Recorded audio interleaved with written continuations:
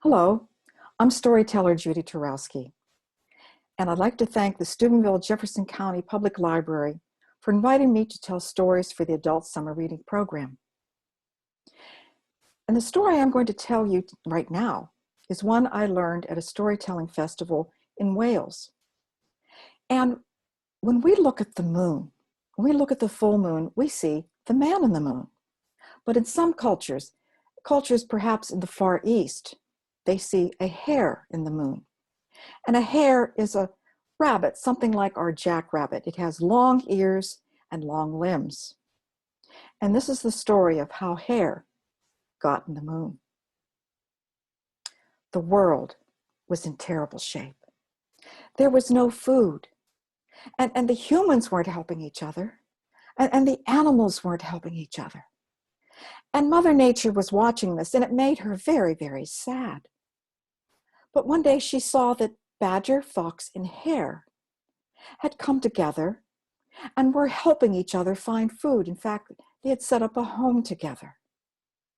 Well, she wondered if these animals were helping each other, would they help humans? So she decided to test them.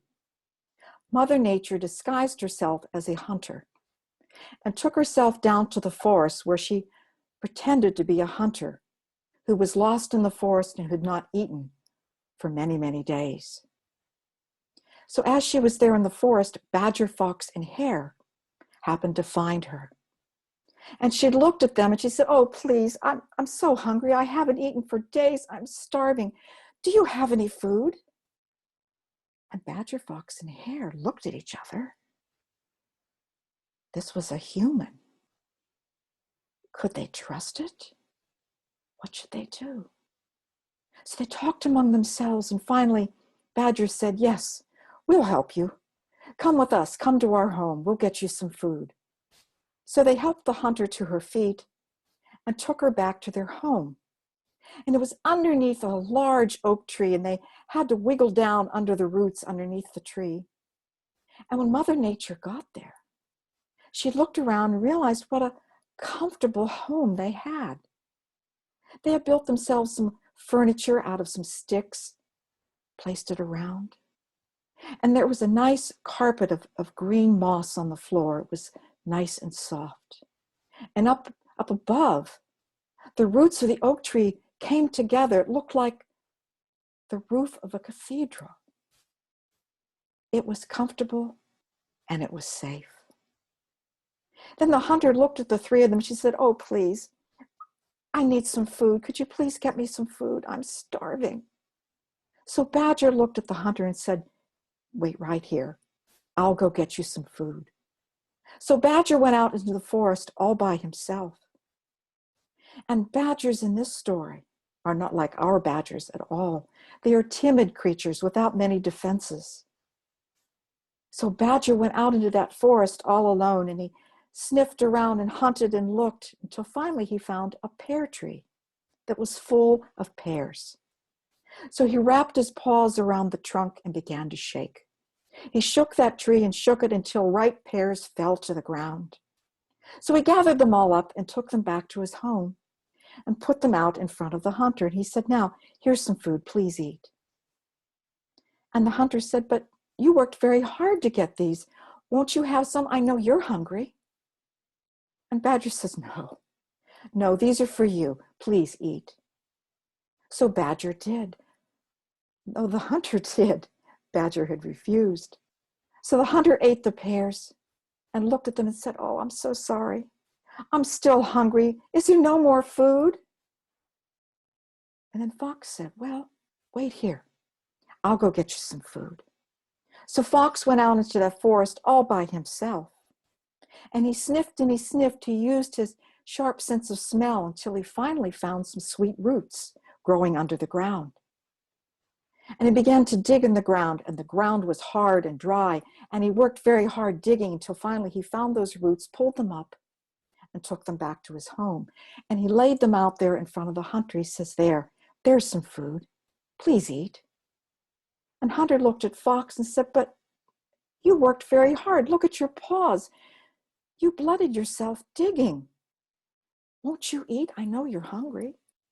And Fox said, no, no, all of these are for you. Please eat. So the hunter did. Then she looked at them again. She says, oh, I'm so sorry.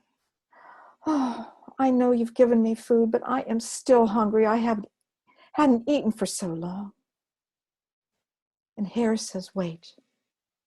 So Hare went around inside their home there and gathered up little dry bits of straw and twigs. Then she took it over into the middle on the floor and dug a little hole down in the floor. And she put those pieces of straw and sticks in it. Then she picked up a longer stick and placed it down in the middle of that hole and began to spin it between her paws, faster and faster, until finally smoke started to come up out of that little hole. The twigs and the straw were on fire, so she got larger and larger pieces of wood and put them in there till finally there was a fire blazing there in the middle of their home. Then she took several steps back, ran forward, and threw herself on the fire. Mother Nature was horrified. She immediately dropped her disguise, leapt to her feet, and pulled Hare out of the fire. And then she put her hand out to the flames and ordered, stop! And the flames obeyed and died down. Then she brushed off Hare and made sure that she was all right. But when the three of them looked at Mother Nature now without her disguise, they realized who it was standing there before him. Why, it was Mother Nature herself. And they began to bow down to give her homage. She says, no, please stand. It is I who must give homage to you. Oh, Badger, Badger, you have no defenses, but you went out into that forest all by yourself, and you hunted until you found food for me. And then you wouldn't eat any of it yourself. And for that, I thank you. And Fox, oh, Fox, look at your poor paws. They're all bloodied where you dug those roots for me, and then you wouldn't eat them either. And for that, I thank you. But Hare, you were willing to sacrifice yourself that I might eat.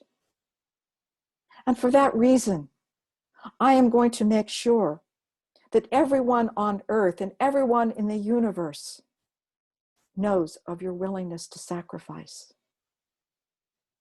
So Mother Nature took her paint palette outside, took her brush, and reached up and painted Hare's image on the moon, where we see it today. So the next time that there's a full moon and the sky is clear, go outside and look up at the moon. Turn your head slightly to the right, and you will see Hare's image in the moon, where Mother Nature painted it all those thousands of years ago. Thank you.